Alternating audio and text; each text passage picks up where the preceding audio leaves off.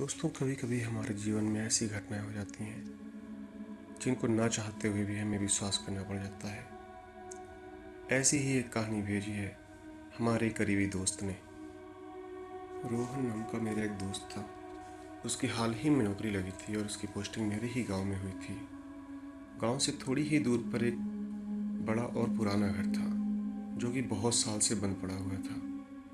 रोहन ने किराए पर रहने के लिए वो घर ले लिया और आराम से अपनी नौकरी करने लगा। कुछ समय बाद कुछ ऐसा हुआ, जब एक रात वह सो रहा था तो उसे एक अजीब सी आवाज़ सुनाई दी जो किसी जानवर की आवाज़ की तरह थी। शुरुआत में रोहन उस आवाज़ पर ध्यान नहीं दे रहा था, लेकिन फिर दूसरे दिन उसे फिर वही आवाज़ दोबारा सुनाई देने लगी। फिर वह सोचने लगा कि इस घर में कुछ तो है जो उसे डराने की कोशिश कर रहा है। खैर, रोहन भूत प्रेत को नहीं मानता था, इस वजह आराम से सो गया। कुछ समय बाद जब रोहन की नींद खुली तो उसने देखा कि सामने एक डरावना काला साया था। रोहन इसके पहले कुछ करता वो बेहोश होकर गिर पड़ा। कुछ घंटे बाद जब उसे होश आया तो वह भागकर उस घर के मालिक के पास गया और सारी घटना उसके बारे में बताई। फिर मालिक ने रोहन को बताया कि हमारे घर की ऊपरी मंजिल पर एक अजीब साया है। बहुत साल पहले इस गांव के कुछ लोग उसके साथ गलत व्यवहार करके उसकी हत्या कर दिए थे। तब से लेकर आज तक उसकी लाश का कोई अता पता नहीं है। कई लोग तो ये भी बताते हैं कि रात के समय में अगर रास्ते से कोई जाता था तो वो उसे अपने घेरे में ले लेता था और कई दिनों तक उसका पीछा नहीं छोड़ता था, लेकिन उसे अभी तक किसी ने देखा नहीं है। कभी कभी उसकी डरावनी आवाज़ सुनाई देती थी और सबकी नींद उड़ा देती है। रोहन मकान मालिक की पूरी बात सुनने के बाद ये सोचता है कि सब कुछ केवल एक कल्पना और बकवास बातें हो सकती हैं, क्योंकि वो भूतों पर विश्वास नहीं करता था, इसलिए वो वहाँ से चुपचाप अपने घर चला गया। कुछ दिन बाद रात के समय लगभग 11 बजे के करीब रोहन खाना खाकर टहल रहा था। तभी उसने देखा कि चारों तरफ अंधेरा सा छाया हुआ है और माहौल एकदम शांत था। फिर उसकी नज़र दीवार पर गई और देखा कि घर की सारी दीवारें, दरवाजों पर जानवरों की तरह कुछ निशान हैं और बहुत सी वस्तुओं को बिना किसी वजह के अलग अलग जगहों पर रख दिया गया था।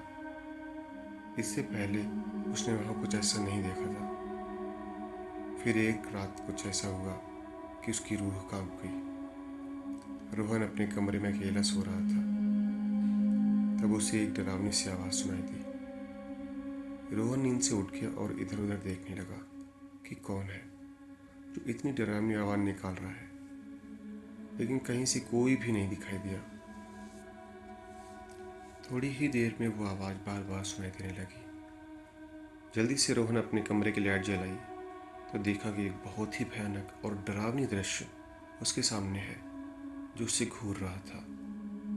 अब रोहन डर के मारे थर थर कांपने लगा और उसकी आवाज़ भी नहीं निकल रही थी। फिर उसने मन में ही सोचा कि अपने सपनों में तो नहीं हूँ, मेरे साथ कभी भी कुछ ऐसा होगा तो नहीं। हे भगवान, अब आप मेरी मदद कीजिए। उसने देखा कि कमरे के बीच में एक आदमी खड़ा था जिसका शरीर काफ़ी लंबा और डरावना था। दूध की तरह उजले और लहराते बाल थे और दोनों आंखें खून से लथपथ थीं। उस डरावने रूप को अपने सामने अचानक देखकर उसकी हालत खराब हो गई थी।